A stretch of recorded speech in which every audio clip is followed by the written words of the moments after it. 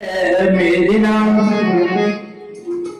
आज भगवान ने कहा, देवी तुमने हमें ऐसे कौन से गुण देंगे जो तुमने शिशुपाल के साथ में तुम्हारा विवाह है। अरे शिशुपाल तो राजा था, वो हमको तो श्राप लगी है, हमारे वंशज तो राजा भी नहीं हो पाते, कोई राजा नहीं बनेंगे, हम राजा भी नहीं है। दूसरी बात, हमने तुमने ऐसा कौन सा देगा, हमने कहीं माखन चुराओ, कहीं चीर चुराओ, कहीं रण से भागे, तो हमें तुमने ऐसे कौन से गुण देंगे। और हमारे तो माता पिता का भी कोई ठीक नहीं है, कोई कहते नंद बाबा के, कोई कहते वसुदेव जी को, हमारे तो माता पिता का कोई किसी को नंद को कहते थे, वसुदेव को कहते, तो तुमने ऐसी कौन सी अच्छाई देगी जाकर तुमने जो है हमारे साथ में विवाह करो।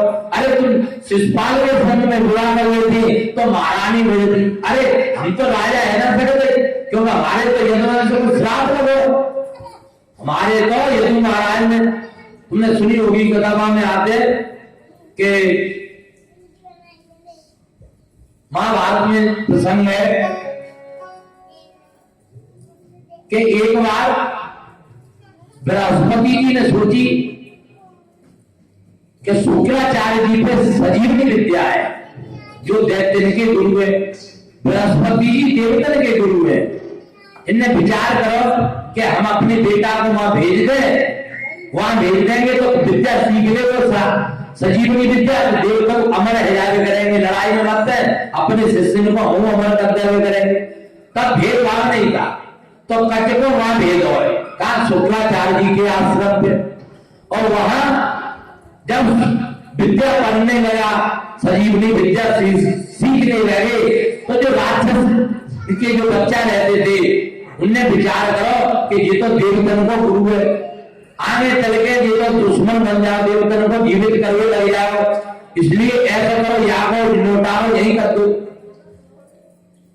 एक दिन जो है, अब जो देवयानी है, जो शुक्राचार्य जी की बड़ी बेटी है, तो वो जो है अपने मन में का भाव रखे कि जब ये यहां से जाएंगे तो इनके साथ में हम विवाह करेंगे, कच के साथ में। अब शाम हुई, इतने राक्षस जो है बालक जो थे कच को ले गए, जंगल में मार के फेंक आए। देवयानी ने कही, पिताजी कच कहाँ है। अब कच को कोई पता नहीं।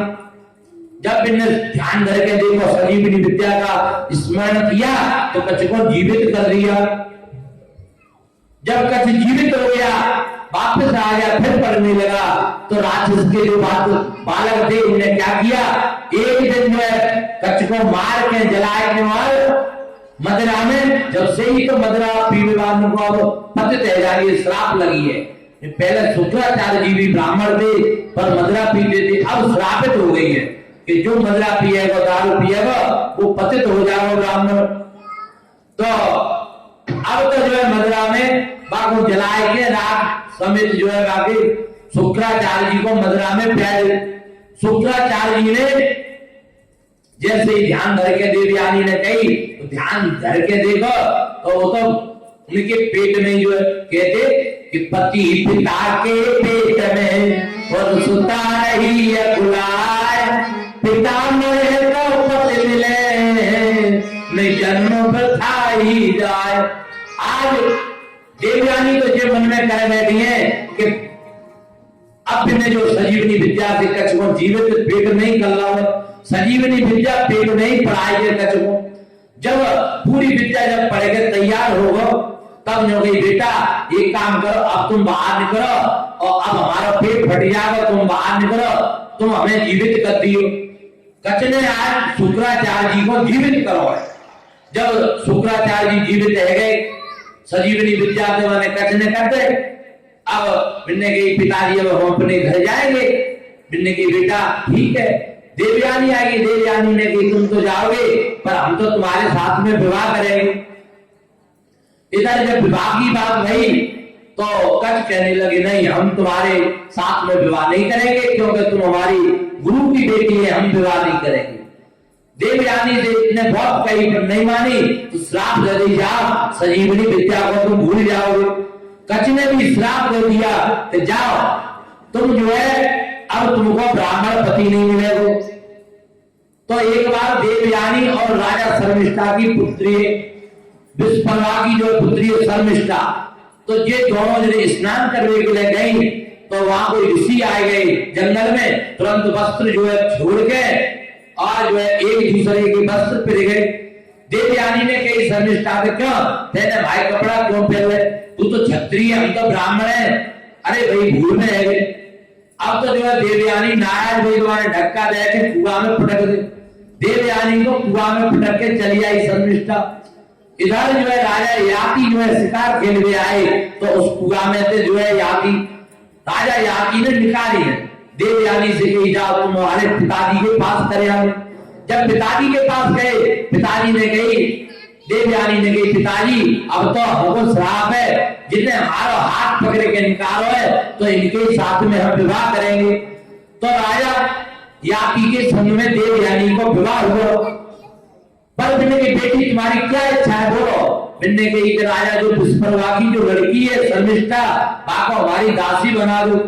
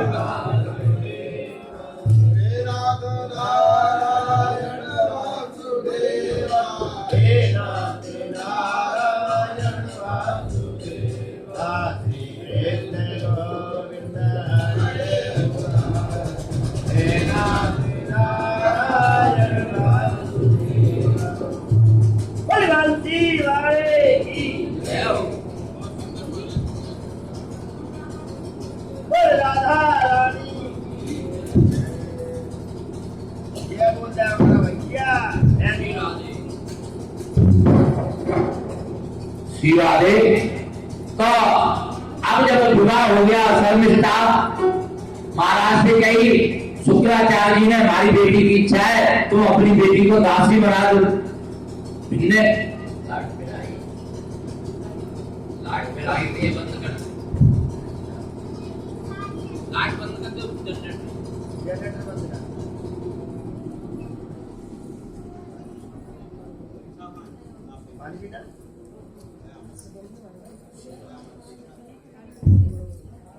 आज जो है शर्मिष्ठा राजा विस्पर्वा के पास गए थे कि हमारी बेटी की जो है इच्छा है तुम अपनी बेटी को दासी बनाओ। राजा ने विचार करो कि हमारी बेटी तो रानी बनेगी, दासी। अब गुरु महाराज से ये मना करता है तो ये श्राप दे देंगे। सोची चलो कोई बात नहीं है तो अपनी बेटी को शर्मिष्ठा को दासी बना दे। राजा याति विवाह करके आए गए। कुछ समय के बाद देवयानी के तो 2 पुत्र रहे, शर्मिष्ठा के 3 पुत्र रह गए। एक दिन जो है देवयानी ने पूछी शर्मिष्ठा से, क्यों देवपति कौन है? शर्मिष्ठा कहने लगे जो देवपति है कोई मेरे पति है। अब तो जिन्हें बड़ा बुरा लगा, बोलने का अच्छा तू तो दासी बन के आई, तू हमारी सौत रह गई, क्या कछू समझे ले। अब तो अपने पिताजी के पास देवयानी गई। देवयानी ने जाकर के अपने पिता से कही, पिताजी तुमने तो हमारी सौत बना दी, वो तो जो है दासी थी। अब तो उनको क्रोध आएगा, मैंने श्राप दे रही कि जा राजा याति तू भूलो है, जा वृद्ध है गए, जर्जर शरीर है गए। अब तो जो है अपने दया आई। कुछ समय बाद जब आए तो जो बेटी है उनकी देवयानी वो तो जवान है। राजा याति जो है बिल्कुल वृद्धावस्था है, जैसे 100 साल का डोकरा हो। दया आई, उनने कही राजन तुम्हारे 5 पुत्र रह गए, 3 जो है शर्मिष्ठा के, 2 पुत्र जो है देवयानी की। अब जो है तुम्हारे पुत्र में से तुमको जवानी जो कह दे वो बूढ़ा रह जाएगा, तुम जवान रह जाएंगे। देवयानी से कही तो देवयानी तो नाराज थी। तो जो भैया नाराज होगी जिन बेटन से, माने आदमी से तो बेटन भाई मैया के संग में चलते हैं। तो मैया देवयानी ने अपने पति से नाराज थी तो बच्चन ने मने कर दी। तो जो छोटे बच्चा है भ्रू, तो भ्रू तो जो है भ्रू ने कह रहे महाराज हम अपनी जवानी दे रहे हैं आपके लिए, तो महाराज ने बहुत समय तक राज्य किया है और महाराज ने गुरु को ही राजा बनाया है। तो जो देवयानी की जो वंशज है पुत्र है, इन्हीं के वंश में से ये यदुवंश चलो है, तो इसलिए श्राप लगी है। तो ये यदुवंश है जो भगवान कृष्ण ने कहा कि हमारे, तो हमने तुमने ऐसे कौन से गुण देख ले जाते तुमने भाई संग में विवाह की हो। देवी अभी भी कोई बात नहीं है, अभी भी तुम सुखपाल में संग चली जाओ, विवाह कर लो। जब भगवान ने ऐसी बात कही कि अभी भी कोई बात नहीं है, सुखपाल के संग में तुम विवाह कर ले चली जाओ, तो रुक्मिणी जी को एकदम मूर्छा आई। रुक्मिणी जी धराम पे गिर गई और जो है मूर्छित हो गई।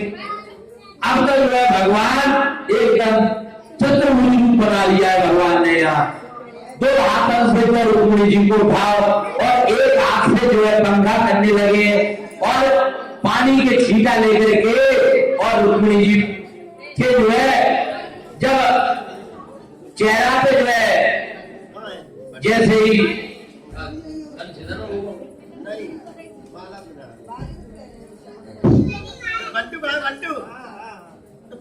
तो आज जो है रुक्मिणी जी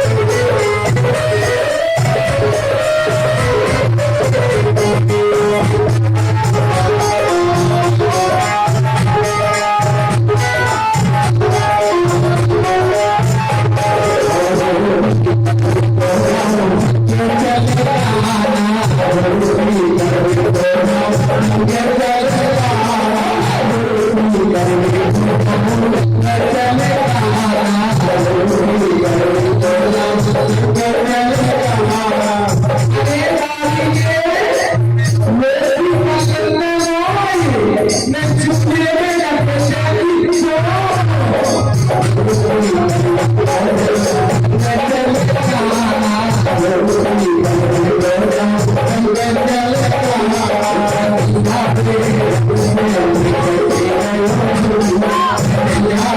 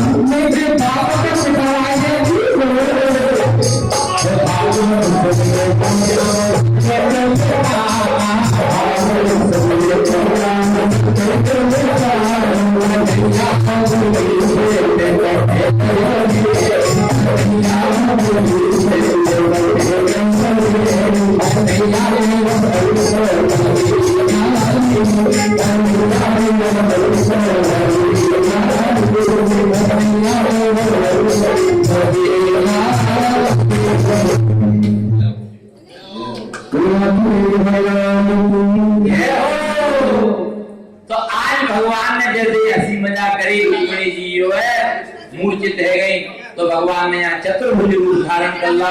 एक रूप से तो जो है पंखा करने लगे, एक से छीटा देने लगे।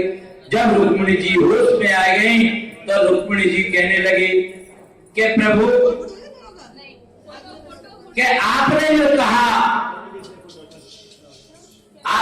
कहा कि हम में कोई गुण तुमने ऐसे कौन से देखे, हमने तो चोरी और बेकरी, हमें तुमने कौन सी अच्छाई दी।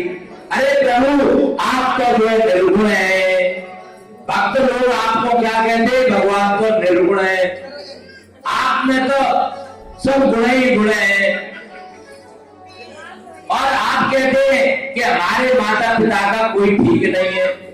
रुक्मिणी जी कहने लगे कि प्रभु भक्त सही कहते हैं कि कोई वसुदेव को कहते हैं, कोई नंद को कहते हैं, पर संसार में सबके पिता तो केवल आप ही आप हो प्रभु। संसार में भगवान के पिता को कभी भान है, ये तो ठाकुर जी की लीला है कि कहीं नंद बाबा के न बने आ जाते, क्यों जसोदा मैया के जा, क्यों दशरथ जी महाराज के जा, क्यों कहो के जा, परमात्मा को कहो ने आज अंत नहीं लिया है। जैसे आकाश में पक्षी उड़ता है उसका किसी ने कोई अंत नहीं ले पाया है, इसी प्रकार से परमात्मा का किसी ने अंत नहीं लिया है। रुक्मिणी जी कहने लगी कि आप कहते कि हमारा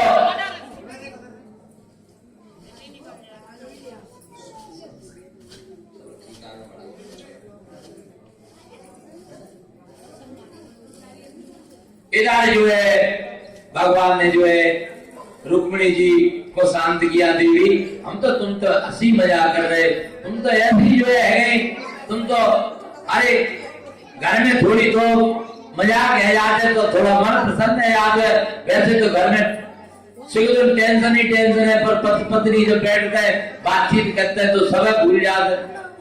तो आज रुक्मिणी जी शांत है। इधर भगवान श्री कृष्ण के जो है जो बड़े बेटा है प्रद्युम्न और उनके जो है एक बेटा हुए हैं, उनका नाम है अनिरुद्ध। जो बाणासुर है, बाणासुर उसके एक बेटी है, उसको नाम है उषा। बाकी एक सहेली है, बाका नाम है चित्ररेखा। तो उषा ने देखो बाणासुर के ये बाणासुर है, ये भगवान को परम भक्त है। ये परम भक्त कैसे हुआ है और जाको 1000 भुजा भगवान ने कैसे दी है। एक बार जब भगवान शिव तांडव किया, जब भोलेनाथ ने शिव तांडव किया है तो बाणासुर ने जो है चार हाथ दे इसके बड़े सुंदर जो है डमरू बजाया है। भगवान भोलेनाथ प्रसन्न है गए और जो है जाए 1000 हाथ दे दे। इस बाणासुर के 1000 हाथ कर दे। अब एक दिन बाणासुर बोलो महाराज 1000 हाथ में जो है खुजली पड़ रही है, कोई बराबर को हमसे 2-2 ने वो कर लो। भगवान समझ गए। भोलेनाथ ने एक जो है झंडा दे दा, बेटा जब झंडा लेगा अपने दरवाजे पे लगा लियो और चादना जो है झंडा जो है नीचे को झुक जाए, टूट जाए, समझ लियो भाई जरा तुमसे लड़वे वाला पैदा है वो तुम्हारे पास आ जाएगा। अब तो जो है भगवान भोलेनाथ एक बार फिर इसने भोले बाबा की करिए, भोले बाबा फिर प्रसन्न रह गए। तो जाने गई महाराज जब हमसे तो लड़वे आवे तो आप हमारी जो है रक्षा करना। तो भोले बाबा ने वचन दे दिया है बाणासुर को। इधर क्या हुआ कि उषा ने एक दिन जो है सपने में क्या देखा कि उषा को जो है अनिरुद्ध के साथ में विवाह हो गया है और उषा अनिरुद्ध दोनों अपने महल में रहने लगे।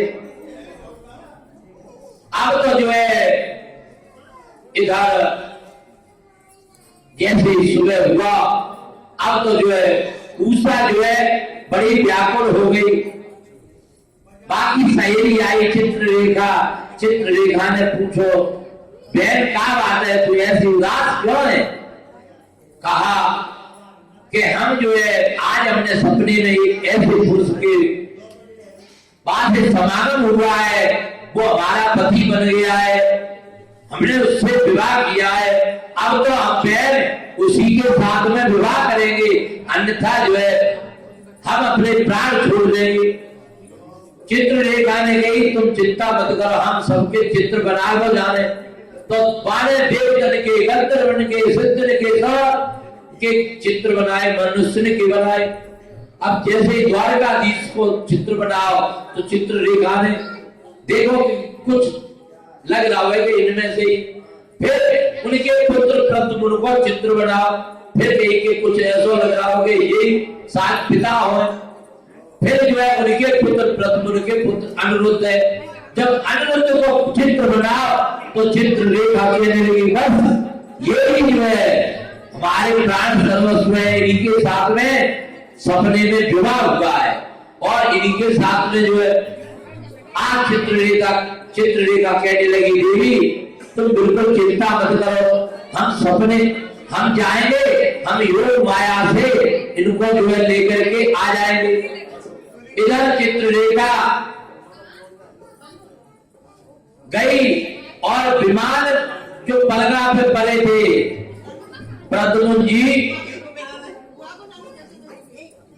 जो प्रद्युम्न जी के पुत्र अनिरुद्ध है वो पलंग पे सो रहे थे। अनिरुद्ध को जो है रात्रि के सोते समय जो है चित्ररेखा उठा लाई। चित्ररेखा जो है उठाए गए और उषा के महल में कर गए। अब तक जो है उषा और चित्ररेखा जो है रहने लगे हैं।